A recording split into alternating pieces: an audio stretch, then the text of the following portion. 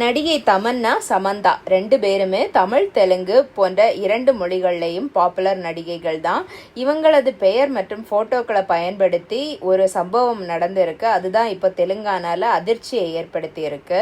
Telangana Hyderabad jubilee hills பகுதியில் விரைவில் இடைத்தேர்தல் நடைபெற இருக்கு. அங்கே வாக்காளர் பட்டியலில் நடிகை சமந்தா, தமன்னா, ரகுல் பிரீத் சிங் போன்றவர்களின் பெயர் போலியா சேர்க்கப்பட்டு இருப்பது தான் தற்போது சர்ச்சை கிளப்பியிருக்கு. இவங்களுடைய பெயர் போட்டோவுடன் போலியான பெயர் சேர்க்கப்பட்டு இருப்பதோட இதனால மோசடி நடந்திருப்பதாகவும் சர்ச்சை வெடிச்சிருக்கு. சமந்தா, தமன்னா ஆகியோரின் வாக்காளர் லிஸ்ட் போட்டோ தான் இப்போ இணையத்துல வைரலா பரவிட்டு இருக்கு.